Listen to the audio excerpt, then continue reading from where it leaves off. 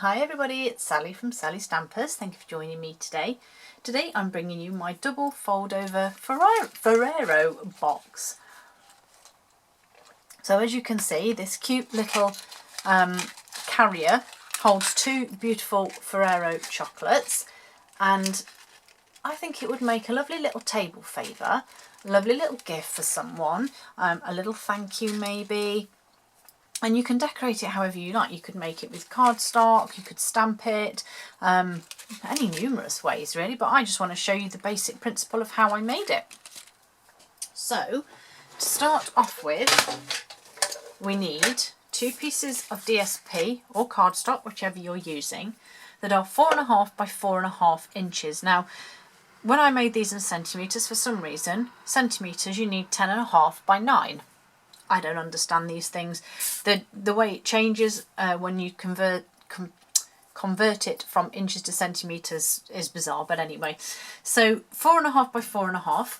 So we're going to score one side at 1.5 and 3. But for centimetres, this will be your short side. So you'll be scoring at 3 and 6. And then we're going to rotate and score at 2 and 3.5, which will be 5 and 8 on the long side. So again, on the second piece, the same again, 1.5 and 3, or in centimetres on your short side, 3 and 6. Rotate it for your long side. We're going to score at 2 and 3.5, which in centimetres will be 5 and 8. Okay, then on your pieces here, you'll notice you have a long, a square and a thin. That's the way I see it. On your long pieces at the top, on the outside edges, you need your ruler and a pencil, and we're going to mark from the score line 1 inch, 2.5 centimetres up, and we're going to draw a line across to the vertical score line. Okay, and we're going to do that on either side. So 1 inch up, 2.5 centimetres, draw a line. Repeat on this side, on this piece, sorry. So we're just basically creating that angle to go across the top. And it's quite hard when you can't see where your score line is. There. There we go. So once you've drawn your score line, you can see that one I think there, all we're going to do is cut along that pencil line. Take those angles off both pieces.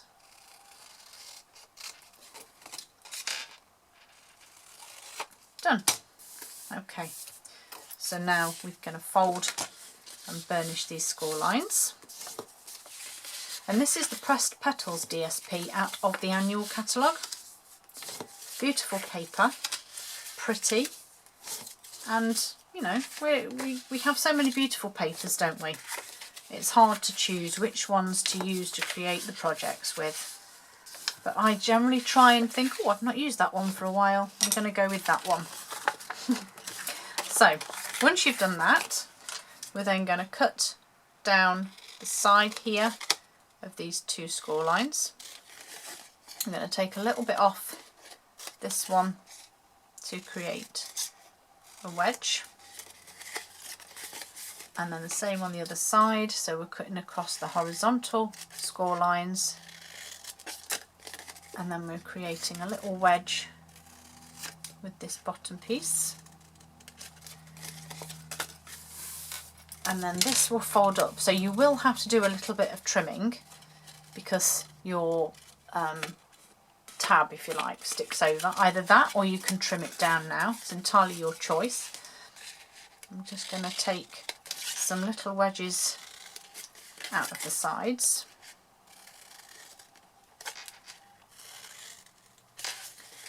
Okay, and then I'm going to do exactly the same with my other one. So that's what it should look like when you've done your cutting. So remember, down the horizontal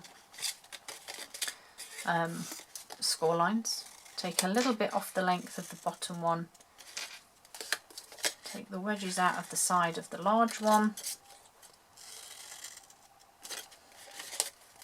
and do that on both sides. Do you know what? The other reason I didn't want to add any sort of stamping or anything to this is simply because this paper I think is so pretty, it speaks for itself. I didn't really want to detract away from that, so I just stuck with, oops, the coordinating ribbon, not concentrating, the coordinating ribbon, and there's this gorgeous DSP to do its job, because I don't really need to do much more with it. Okay, then we just need some snail, because that's all I need for this, because it's beautifully light DSP. On these tabs, I didn't trim that one down, did I? Never mind. And then I'm going to fold the main one up first, behind there, and then the little one will go in behind there too. So the big one goes in first, and then the little one tucks behind. And as I said, you will just need to trim the edge off that tab just there.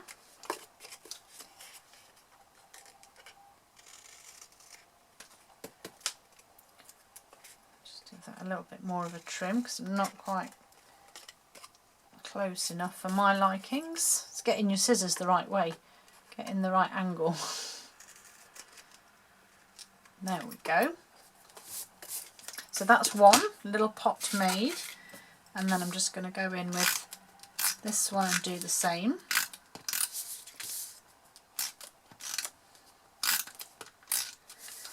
So again, this one goes in behind the big one, and then the little one tucks in.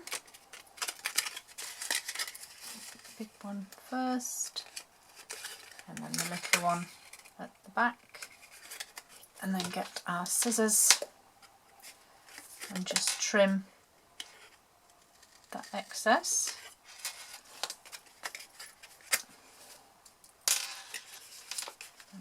Fiddly, but you'll get there. There we go. Get rid of those bits. So there's our beautiful, beautiful, beautiful pieces there. And then I actually just popped my 2 fingers inside and popped snail on the back of this one, and then just sat them down on the desk and push them together.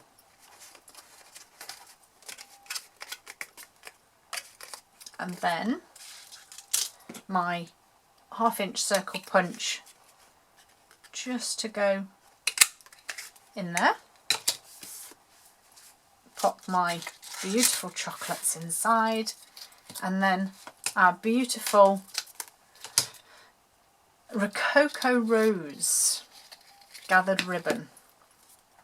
And I just really added this for the, as I say, this ribbon is just so pretty. I just thought I'm going to use this ribbon on here.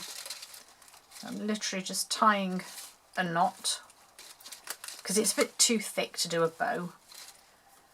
So I just tied a nice pretty knot on the top, have a little fiddle, get it to how you want it, and then give it a little trim, and there we have it. My double Ferrero carrying boxes.